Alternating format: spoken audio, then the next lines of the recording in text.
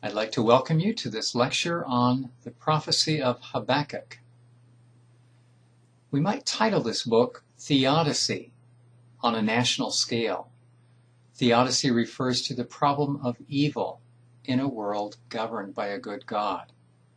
Not on a personal level, theodicy, for that would be the book of Job or perhaps Ecclesiastes, but here theodicy on a national scale concerns when God does not seem to be taking care of an entire nation, or at least a significant portion of a nation which is wanting to serve Him. The book of Habakkuk might be summarized in this way. When the wicked seem to go unpunished, the righteous will survive as they maintain confidence in the fact that God is just and God will have the last word.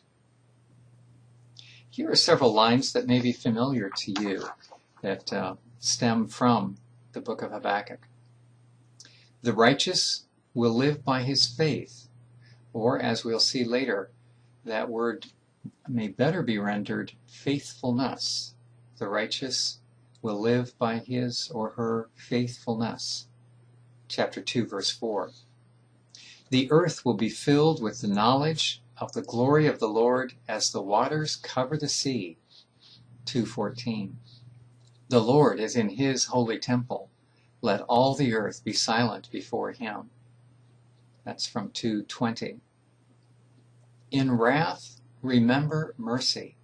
It's part of Habakkuk's prayer. That's from chapter 3, verse 2. He makes my feet like the feet of a deer. He enables me to go on the heights. From chapter 3, verse 19. Let's turn our attention now to the historical context and endeavor to establish when did Habakkuk serve and what was the context, what were the events going on both in Israel and in surrounding nations. Unlike some other prophetic oracles, we do not have the benefit of an introduction which says such and such a prophet served during the reigns of King so-and-so of either northern or southern Israel.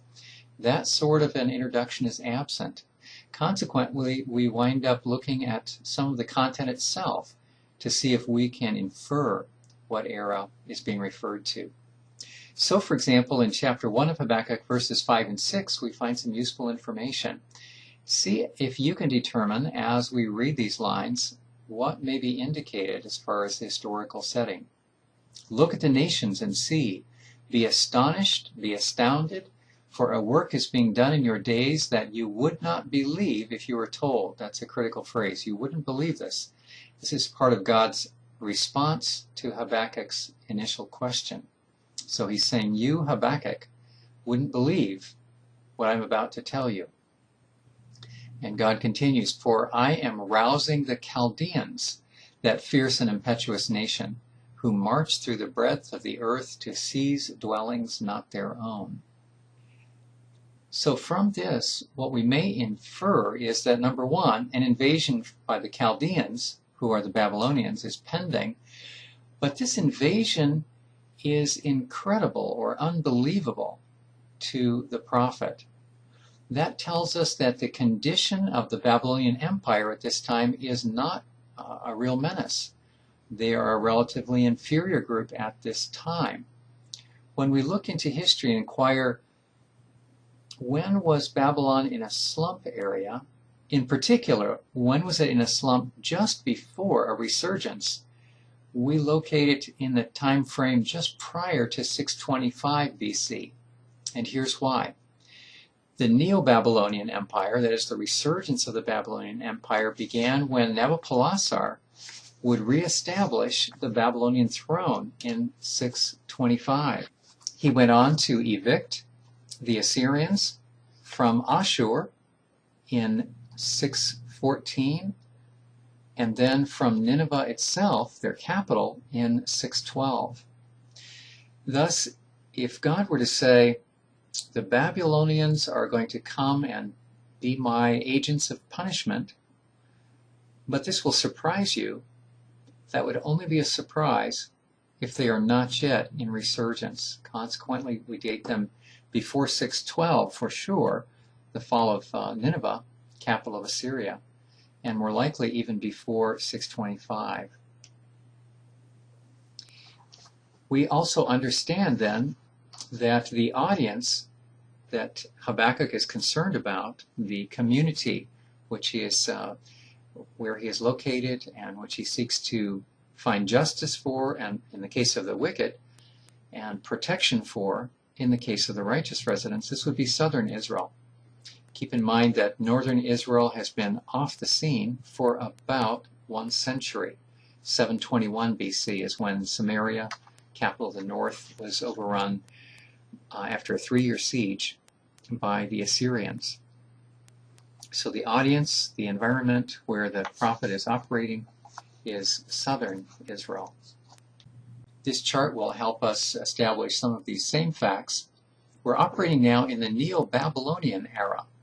That's this lower area, bluish or gray. Habakkuk is located towards the top of that era. You see the suggested dates 640 to 627. Habakkuk will be one of the first of the Neo-Babylonian era prophets. You may be wondering if the Babylonian Empire did not find resurgence until 625 under Nabopolassar. Why are we calling Habakkuk Neo-Babylonian? It has to do with his outlook. He is anticipating that the Babylonians will soon be on the scene and the major force to reckon with. So here we see in the Babylonian Empire, which had been a blank column during the Neo-Assyrian era, the Babylonian Empire now makes a showing, founded by Nabopolassar, and in 612, the capital of Assyria, Nineveh, falls. Over on the right, Nebuchadnezzar, after Nabopolassar, will defeat Egypt at Carchemish, an event that we'll come to a little bit later. Here are some of the same facts in a timeline fashion. Above the top blue line, you'll see Assyria summarized. Sennacherib we dealt with previously, particularly the siege of Jerusalem in 701. And he is followed by Esarhaddon, Ashurbanipal, and then after an interlude later just for a few years, Sin-Sharishkun. Something to keep in mind is that although Ashurbanipal had a long reign, towards the close of his reign, the chronicles speak less and less of his activity. It's something of a dormant or a silent period, a slump period. Instead, we find the Babylonians are beginning to knock on the door and create problems for Ashurbanipal and the Assyrian Empire. Between the two blue lines, we'll introduce southern Israel with kings and prophets. So you see in the light green fields the series of kings, Hezekiah overlapping with his son Manasseh, and shortly thereafter, after the close of Manasseh's reign, Josiah running from 640 to 609. Isaiah ministers perhaps a little bit beyond King Hezekiah's reign. And we also show here the prophet Zephaniah, parallel to the rule of Josiah. Below the lower blue line, we'll introduce a series of other nations. First of all, Babylon. Babylon resurging around 626 or 625 under Nabopolassar, pushing back against Assyria during the weakening under Ashurbanipal's reign. Allied with Nabopolassar were the Medes, and Cyaxares reigns from 653 to 585, a very long reign. So very important to understand that the Babylonians and the Medes are working as allies against the Assyrians. It's the Babylonians who will bring about the fall of Nineveh in 612. This is a major setback as the capital itself of Assyria falls to the Babylonians. So we see the Babylonians are getting stronger and stronger. Egypt is not pleased to see the Babylonians gain strength over the Assyrians. So Pharaoh Necho II, coming to the throne in Egypt in 610, soon thereafter, he will march north in order to try and prop up the Assyrian kingdom. He will go to Carchemish. In order to make that transit, he goes through Israel. And here's a significant event for southern kingdom of Israel. In the year 609, Egyptian troops are moving from the Nile Valley along the Mediterranean coast, the west coast, through Israel. They have no intent at all of tangling with Israel, but Josiah, unfortunately, decides he wants to protest their trespassing. He tangles with them and dies at Megiddo. So a very significant loss, the end of a good king, King Josiah, at the hands of the Egyptians. The Egyptians are on their way to Carchemish. They continue on after killing Josiah and defeating some Israelite troops, continue on and initially have some success seizing the Carchemish territory. There is a second battle at Carchemish, again, still trying to help the last gasps of the Assyrian Empire, and they're tangling with Babylon in Carchemish. In 605, that second time, the Babylonians defeat the Egyptians at Carchemish very badly. There's quite a massacre. Habakkuk is operating prior to the resurgence of the Babylonian Empire led by Nabopolassar, and that's why we locate him roughly 640 to 627. This seems to be the most likely time frame for Habakkuk.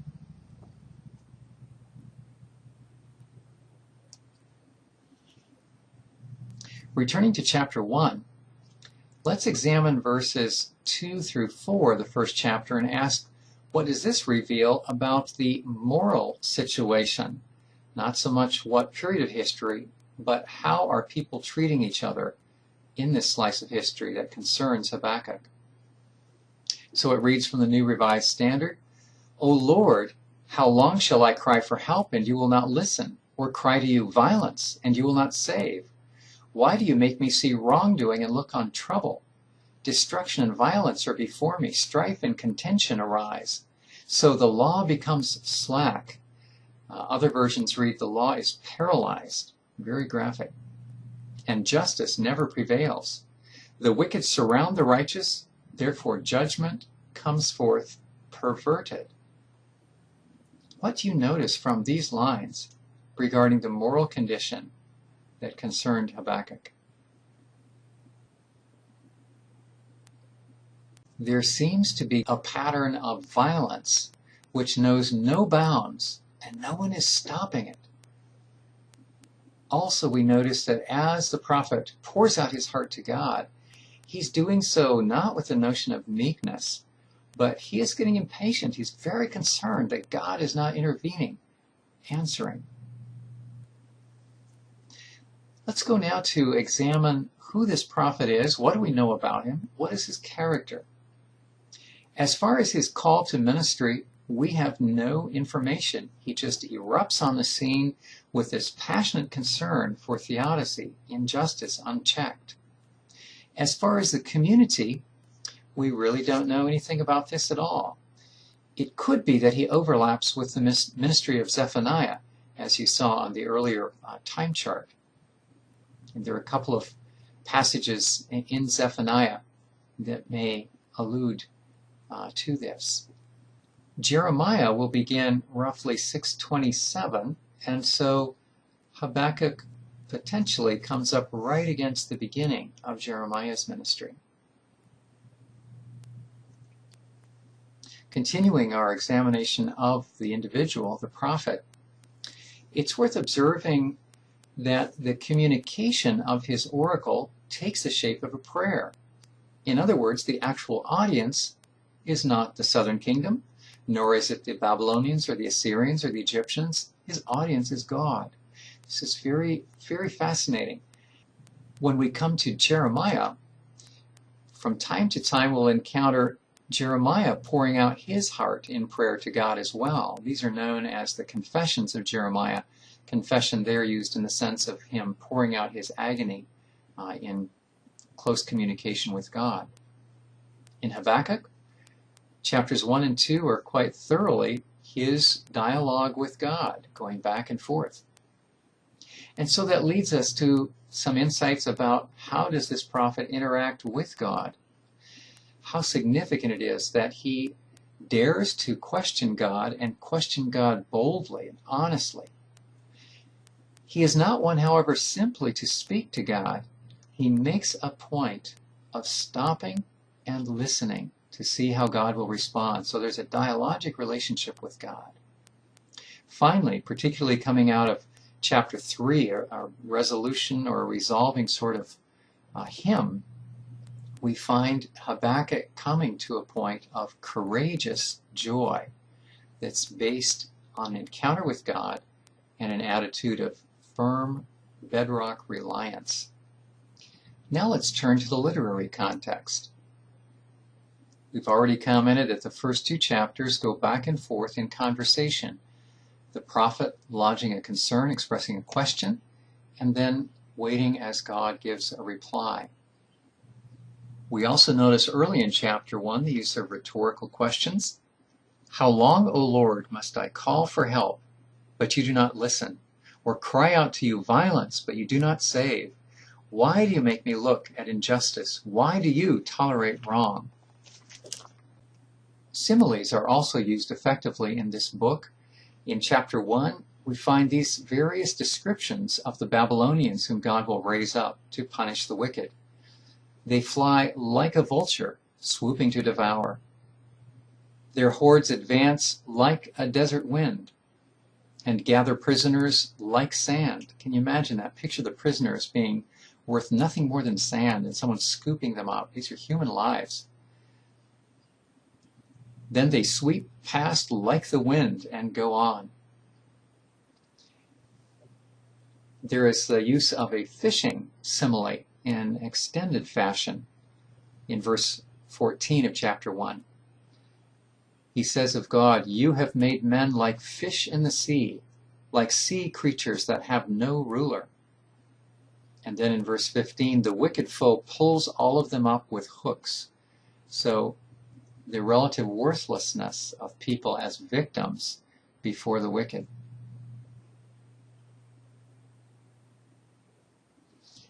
Metaphor we find in chapter 1, verse 4. The law is paralyzed, reads one version. Or in chapter 2, verse 11, the stones of the wall cry out, and beams of the woodwork will echo it. These metaphors actually extend to the level of personification, where something inanimate takes on the qualities of something that is animate, either suffering paralysis or calling out. The literary device of reversal may be at work in chapter 2, verses 5 and again 15 and 16, surrounding the use of wine. On the one hand, he's giving wine to others. On the other hand, he's getting drunk by it. The final result is the person who is in power, who needs judgment, winds up displaying shame instead of glory. So it comes back to bite them. In chapter 2, verses 19 and 20, we find another reversal going on. In verse 19, it describes persons who make idols and then call out to those idols, instructing them to come to life, to wake up. In contrast, verse 20, it said of the Lord, he is in his holy temple, and let all the earth be silent before him. The false gods, by their makers, are prompted to try and wake up and presumably then to speak. God does not need any prompting. In fact, he is ready to speak, and the ones whom he has made, human beings, are the ones who need to become quiet in order to listen to the true God who is quite able to speak. Then follows another exchange, beginning with chapter 1, verse 12. Unethical executioners is Habakkuk's concern. What he's describing here is, all right, God, you've solved my first problem. You're bringing in punishment against the Israelites who are behaving wickedly. However, the persons you have chosen to carry out your punishment are themselves worse than these wicked people. Within this segment, we find what is most likely the most famous verse of Habakkuk concerning the just living by faith, or to render it another way, the righteous by his faithfulness will survive. Notice that word faith, which can better be rendered faithfulness. The Hebrew term there is emunah. It's not simply that they are trusting, but rather they are behaving in a trustful manner. The righteous are behaving in a trustful manner, showing faithfulness towards God. Then follows Habakkuk's prayer, which takes the form of a hymn, and within it we find him recalling the faithful acts of God in the past.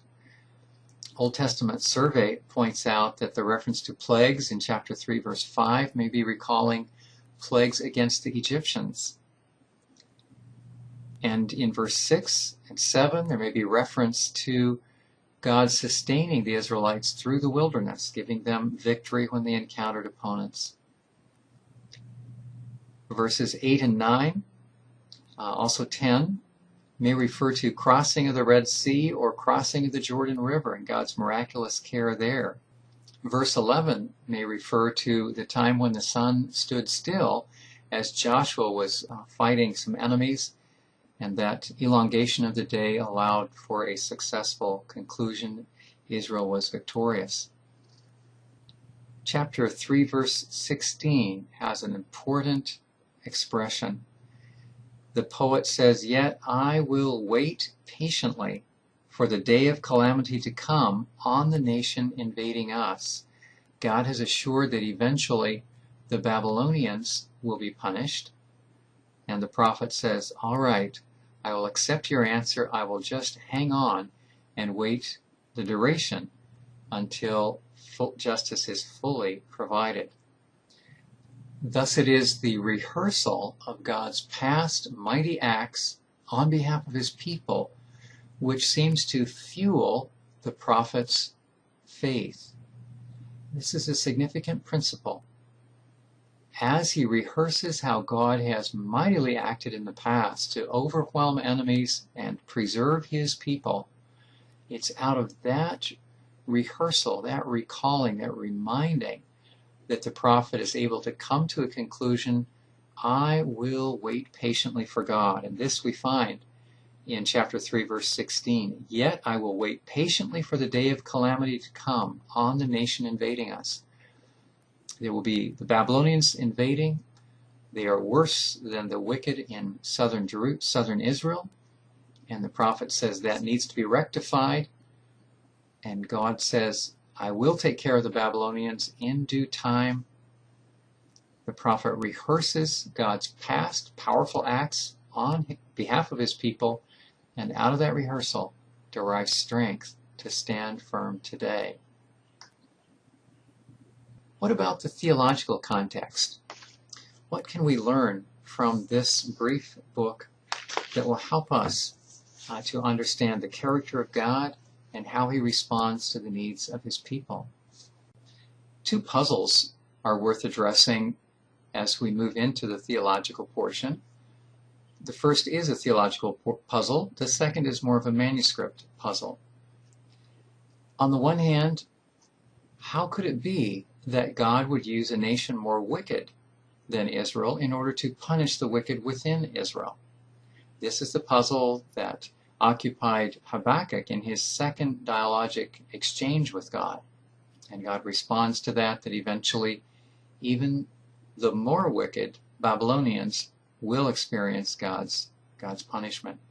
The second puzzle has to do with what we find extant of Habakkuk among the Qumran scrolls. We find there chapters 1 and 2, but we don't find chapter 3. Hassel-Bullock suggests that this simply may indicate that the content of chapter 3 did not serve the needs of that community. Next, let's examine the meaning of faith in this very famous verse, Habakkuk 2:4. Within the context of his dialogue, he asks first the question, which we may paraphrase, "Can I trust you, God, to punish the wicked in Israel and to rescue the righteous?" To which God replies, "Yes, you can trust me. The Babylonians are coming, and they will bring punishment on the wicked in Israel." And then in his second question, Hosea follows up, "Can I trust you, God, on another category, to spare the righteous when you judge the wicked in Israel? The Babylonians will come, and they will not be distinguishing between the righteous and the wicked. We know their wholesale slaughter of people and their ruthless ways. They will not sort things out. So what about the righteous, which will be there alongside the wicked? Will they be spared?" To which God responds, "Yes. As those righteous persons trust in me," and keep in mind that an even better translation would be, "as they remain faithful toward me, they will survive the coming judgment." From this brief book, if we were to ask what are the attributes of God which come to the surface, we might respond with a handful such as this. In chapter 1, verse 13, Habakkuk, as he is encouraging God to behave justly, he says, "You are pure and just. You cannot look on wickedness." So he calls God to remember his own character. The first third to one half of chapter 3 contains that rehearsal of the awesome acts of God on behalf of his people. So God is presented as overwhelmingly powerful. In chapter 2, verse 3, we find how important it is to wait for the fulfillment of God's promise and plan. That tells us that there will come times when we as humans think God ought to act more quickly than he is. He is not restricted to our timetable, however. Finally, God is dependable. Chapter 2, verse 4 encourages those who are righteous to remain faithful to God. And in fact, Habakkuk resolves to do just that in the close of chapter 3. When we come away from this book, what do we carry as a contribution to a biblical understanding of the character of God and how we should respond to him? As noted in the introduction, theodicy is a major theme throughout this book. And in response to this theme and the issue of how is God working despite those times when it seems like he is not exercising full control and restraining wickedness, we find this book urging us tenaciously to maintain a confidence in God, even when, and particularly when, wicked individuals seem to have the upper hand. At various points in the New Testament, we can't help but hear echoes of Habakkuk. Some of the more famous have to do with recycling and visiting the passage from 2:4, "The just shall live by faith," which is a fascinating study of its own. But right now I'd like to turn our attention to a passage in Philippians. I hope by this point you are sufficiently familiar with the tone and content of this book, especially with Habakkuk's resolution in chapter 3, that as you hear these words from Philippians, you'll begin to notice that Paul seems to have Habakkuk in mind. Also, we'll want to give thought to what was Paul's circumstance when he wrote Philippians. So in chapter 4, he urges, "Rejoice in the Lord." I will say it again. Rejoice. Let your gentleness be evident to all. The Lord is near. Do not be anxious about anything, but in everything, by prayer and petition, with thanksgiving, present your requests to God. And the peace of God, which transcends all understanding, will guard your hearts and your minds in Christ Jesus.